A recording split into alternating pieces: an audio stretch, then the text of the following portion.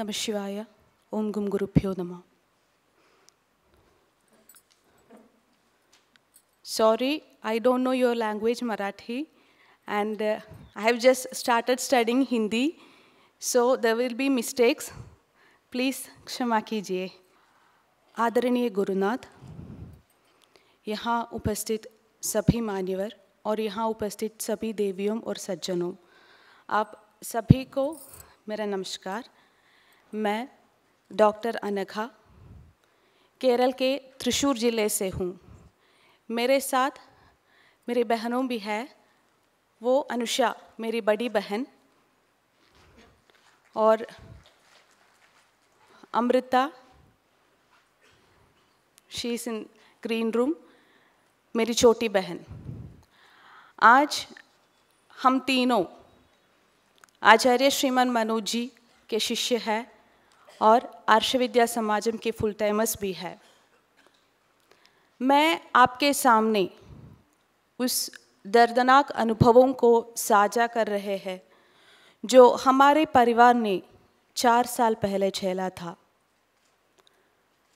हमारा जन्म बहुत ही ऑर्थोडॉक्स ब्राह्मण फैमिली में हुआ था.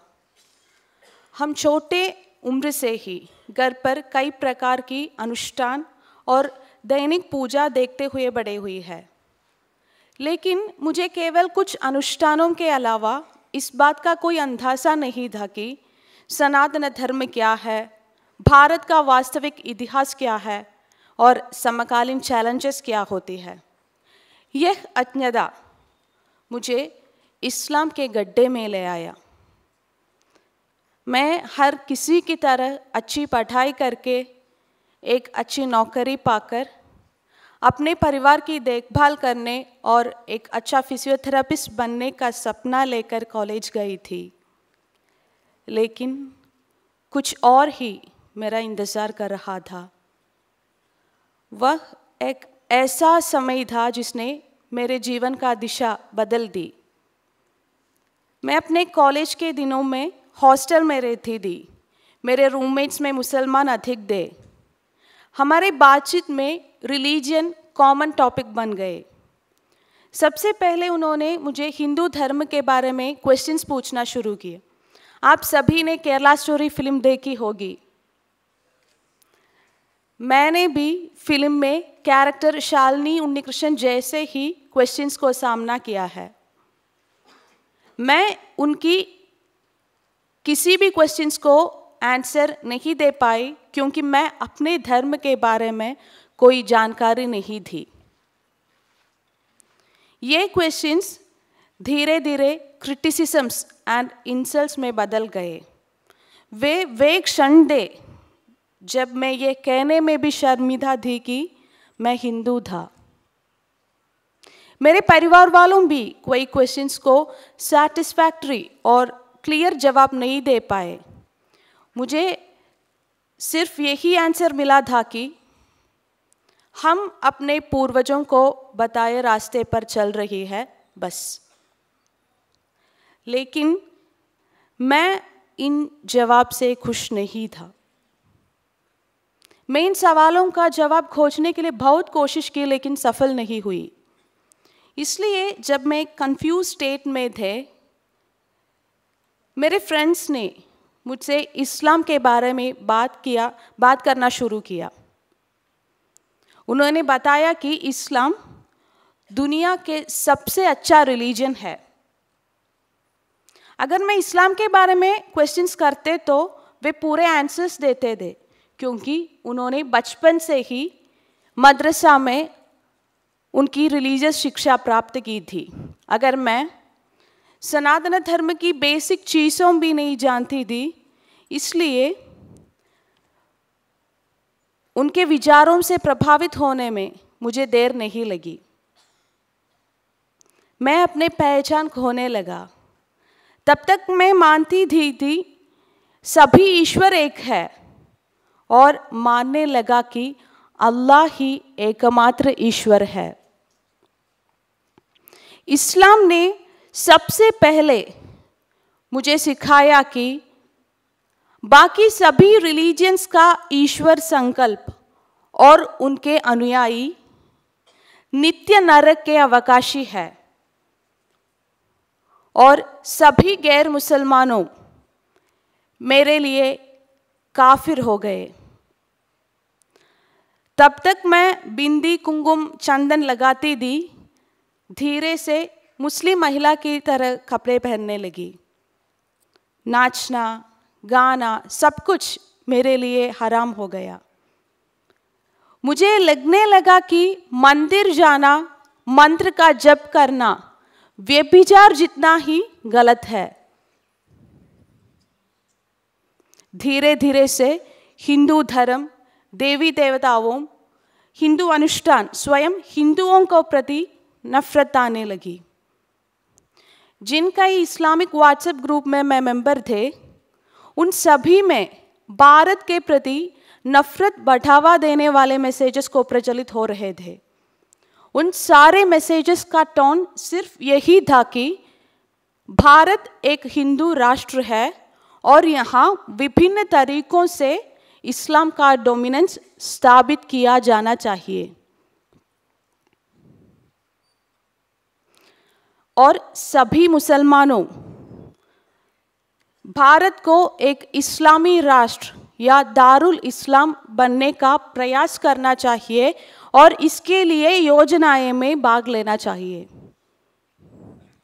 मेरे मुस्लिम फ्रेंड्स ने मुझे ओपनली बताया है कि उनके योजना schools, colleges, hospitals, government, law and order, charity services जैसे IT, सोशल मीडिया जैसे सभी क्षेत्रों में अपना डोमिनेंस करना है और इस तरह सभी गैर मुसलमानों को इस्लाम में परिवर्तित करना है। उन्होंने ये भी कहा कि CAA, NRC आदि भारत के मुसलमानों को नुकसान पहुंचाने के लिए है, इनको डटकर मुकाबला किया जाना चाहिए। क्या आपको जानते हैं कि उस समय मैं सबसे अधिक किससे नफरत करती थी? कोई और नहीं बल्कि हमारे प्रधानमंत्री श्री नरेंद्र मोदी जी से। मोदी जी की योजना भारत के सभी मुसलमानों को निर्वासित कर इसे एक हिंदू राष्ट्र बनना की है। इसलिए उन्होंने ये भी सुझाया थी कि जल्द से जल्द उनकी मृत्यु के लिए प्रार्थना करें। क्या आपको पता है, नमाज के बाद मैं यही दुआ करती थी। कितनी अधिक मैं उनकी इस्लामिक भाषण सुनती, उतनी अधिक मेरे भारत विरोधी होती रही। सच तो यह है कि मैं एक ऐसी मानसिक स्थिति पर पहुंच गई थी कि जरूरत पड़ने पर भारत के खिलाफ लड़ने से भी नहीं हिचकिचाती। क्या आप कल्पना कर सकते हैं मैं किस तरह के भयानक मानसिक स्थिति में थी? किसी को इस्लाम में लाना इस्लाम में बड़ा पुण्य माना जाता है, इसलिए मैं अपने फैमिली को भी कन्वर्ट करने की कोशिश की। सबसे पहले मैं अपनी छोटी बहन अमृता को कन्वर्ट करने की कोशिश की। I started asking questions about Hindu Dharma just like my friends asked me. She was in a confused state and I started talking to her about Islam. I talked to her about hell punishments and told about how should a woman live in front of society. She is a good dancer and I told her to stop dance because it's haram in Islam. She was really afraid of the hell punishments and she was very frightened and she became reserved. She became very silent. But मैं उसे पूरी तरह से convert करने में सफल नहीं हुई, लेकिन मेरी इस्लामी पढ़ाई आगे बढ़ रही थी। मेरे फ्रेंड्स ने मुझे तफसीर, जो कुरान का व्याख्यान होता है, वो मुझे दिया। शाकिर नायक, एमएम अकबर जैसे इस्लामिक प्रीचर्स के वीडियो बेच दिए। उसे सुनकर और पढ़कर मैं हिंदू विरोधी होती गई।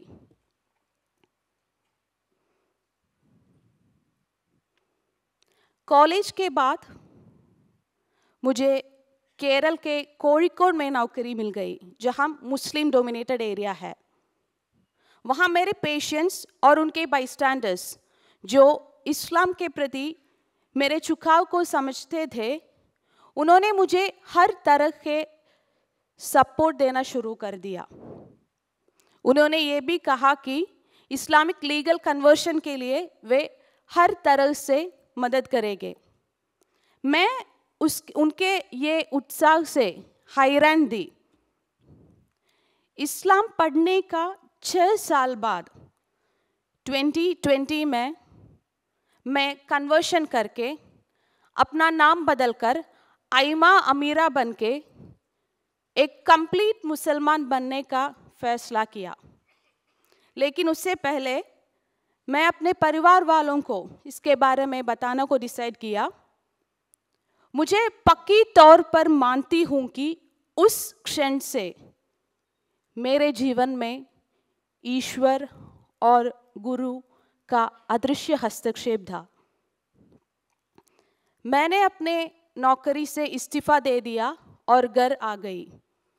यह एक ऐसा समय था जिसने हमारे परिवार एक लंबे लॉकडाउन पीरियड के बाद फिर एक साथ था।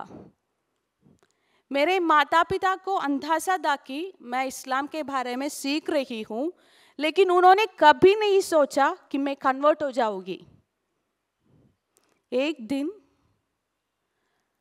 मैं अपने मासूस माता पिता को ये खबर बताई कि मैं इस्लाम स्वीकार कर लिया हूँ और अब मैं एक मुस्लिम महिला हूँ। क्या आप सोच सकते हैं इसके बाद क्या हुआ? वे ऐसे घड़े थे जैसे कि उनके सिर पर वार किया गया था। वे जो अपने दिल और दिमाग पर श्री कृष्ण भगवान को रखते थे, मेरे बात को सहन नहीं कर सके।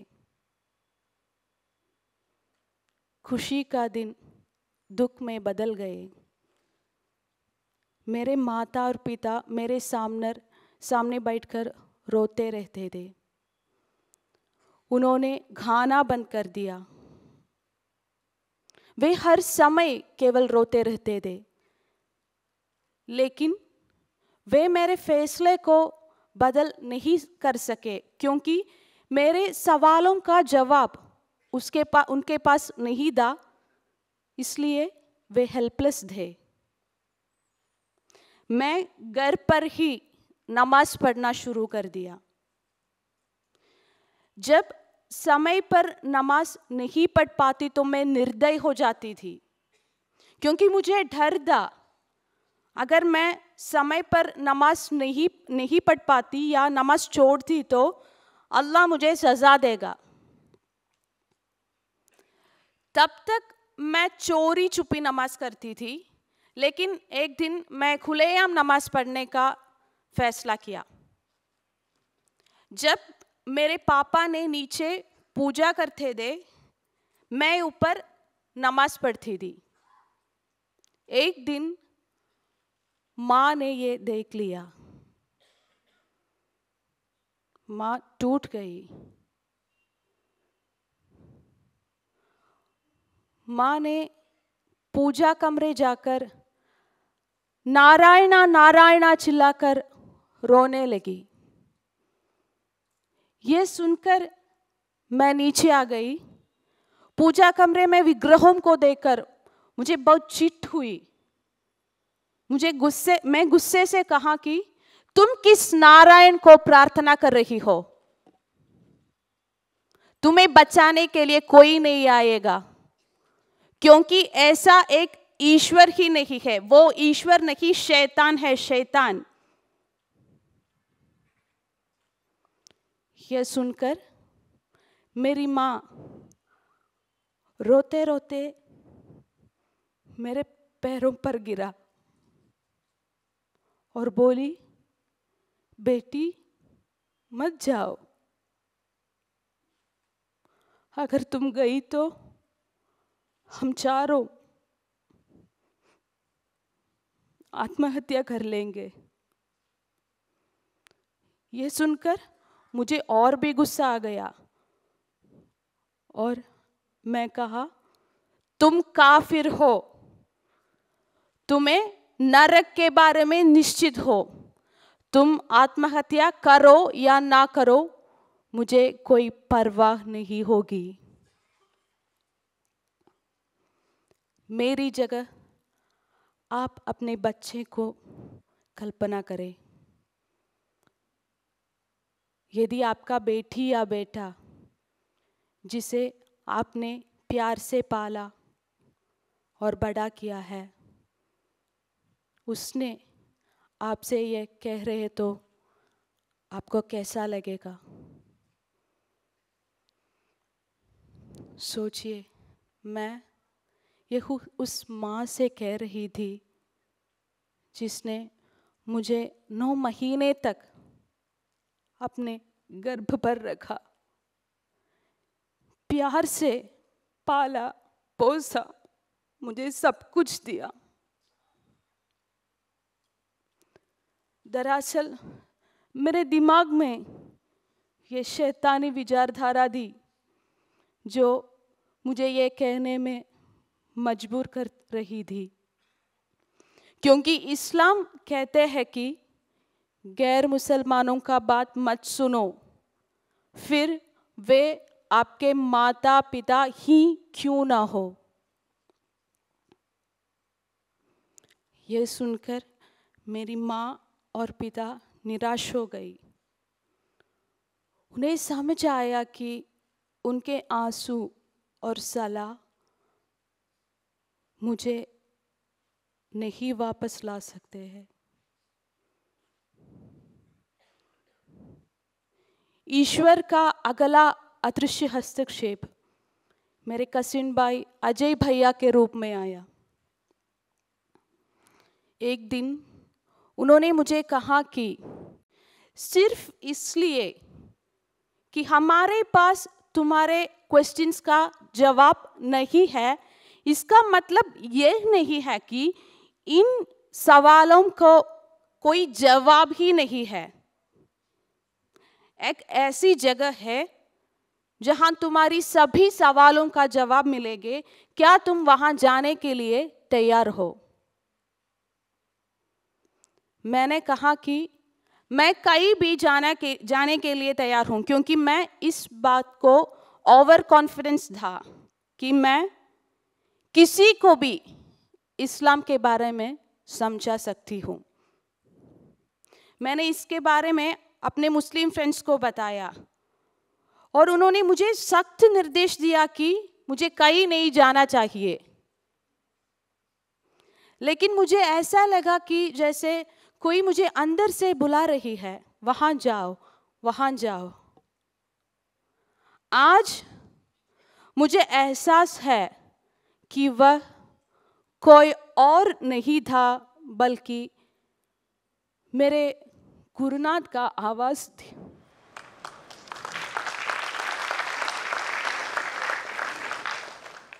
जैसे 26 अगस्त 2020 को इस गर्व के साथ मैं आर्ष विद्या समाजम आ गई थी कि वहां के सबको मैं इस्लाम में कन्वर्ट कर सकती हूँ। शुरू के 2 दिनों में वहां के टीचर्स बात की, मुझे जो तर्क पता दे उससे मैं अपनी बचाव करती थी। तीसरे दिन ही मैं आचार्य श्री मनोज जी से मिले। आचार्य जी के साथ डिबेट हुआ। आचार्य जी ने उसी कुरान और हदीस के आधार पर बात की जिसे मैं दैविक वचन मानती थी। आचार्य जी ने कुरान के ईश्वर संकल्प, अनसाइंटिफिक फैक्ट्स, अंधविश्वास, मुहम्मद के क्रुएल्टीज़ के बारे में बात की। क्या आप विश्वास करेंगे, जिस आइडियोलॉजी मेरे माता पिता के आंसू, मेरे रिश्तेदारों के सलाह, मेरे बहनों और दोस्तों के बात को नहीं बदल सके, उस आइडियोलॉजी को आचार्य जी ने बहुत शांति से एक फूल तोड़ने